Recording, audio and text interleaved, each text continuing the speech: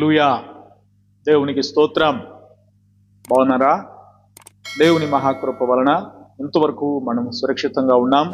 అది దేవుని యొక్క ప్రేమ, ఆయన యొక్క కనికరమై ఉన్నది.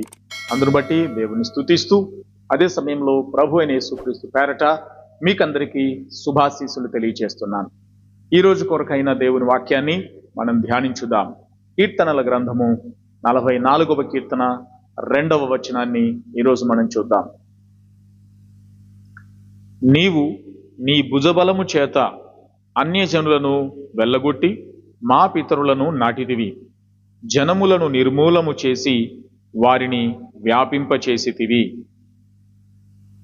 దేవుని వాక్యంలో ఈరోజు ప్రభు మాట్లాడుతున్నాడు. ఆయన యొక్క భుజబలం ఎంత బలమైనదో, ఎంత గొప్పదో చెబుతున్నాడు.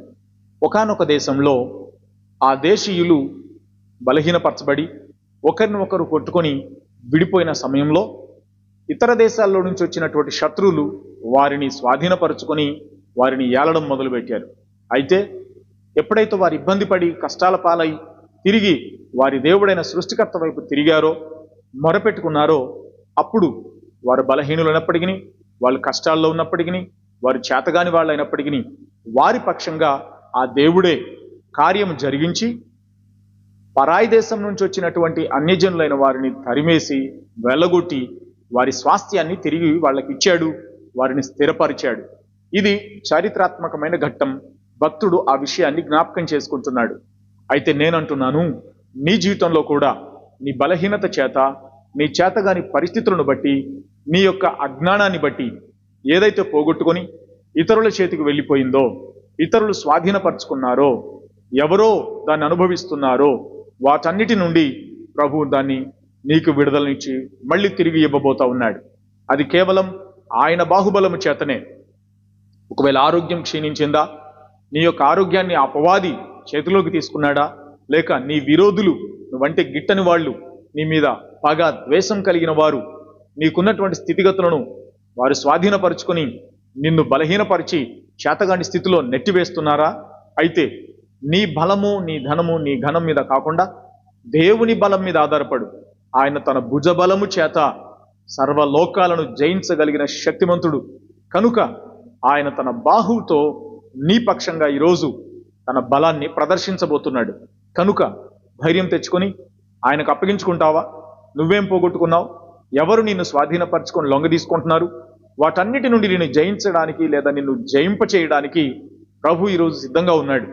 కాబట్టి ఆయన బలమైనటువంటి హస్తములు, ఆయన భుజబలం నీకు తోడుంటది. నువ్వు భయపడకు, దిగులు చెందకు. ఆయన బలం మీద ఆధారపడు, ఆయన శక్తి సామర్థ్యాల మీద ఆధారపడు.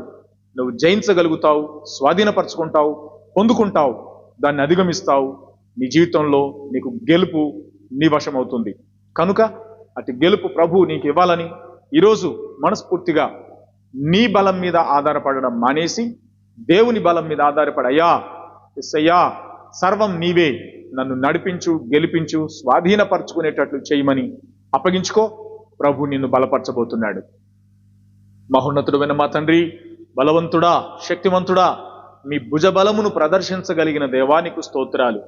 రాజులను, అధికారులను, రాజ్యములను, సర్వలోకాలను గెలవగలిగినటువంటి శక్తి కలిగిన మీ బాహుబలం కొరకై స్తోత్రం చెల్లిస్తున్నాం. అయ్యా, అలనాడు బలహీనమైనటువంటి సమాజాన్ని వారి స్వాస్థ్యం కోసం పోరాడలేనటువంటి పరిస్థితుల్లో వారి పక్షంగా నిలబడి వాళ్ళని గెలిపించావు, వారిని తిరిగి నాటావని వాక్యం చెబుతుంది. అట్లాగే ఈరోజు నీ బిడ్డలలో ఎవరెవరైతే ఏం పోగొట్టుకున్నారో, వారి అజ్ఞానం కావచ్చు, బలహీనత కావచ్చు, వారి చేతగాని పరిస్థితులు కావచ్చు, ఏది ఏమైనప్పటికీ వారి బలం చాలలేని ప్రతి సమయంలో మీ బాహుబలము చేత వారికి సహాయం చేసి జయమునివ్వండి, గెలిపించండి, స్థిరపరచండి, నాటండి, అభివృద్ధి చేయండి. మీ కృపతో నింపి మీ బలమును నీ బిడ్డలకు దయచేయమని యేసు నామమున ప్రార్థిస్తున్నాను తండ్రి, ఆమెన్. ప్రభు మిమ్మును శక్తివంతులుగా చేయబోతున్నాడు. ఆయన బలంపై ఆధారపడి కార్యములు చేయండి, జయం పొందండి. May God bless you.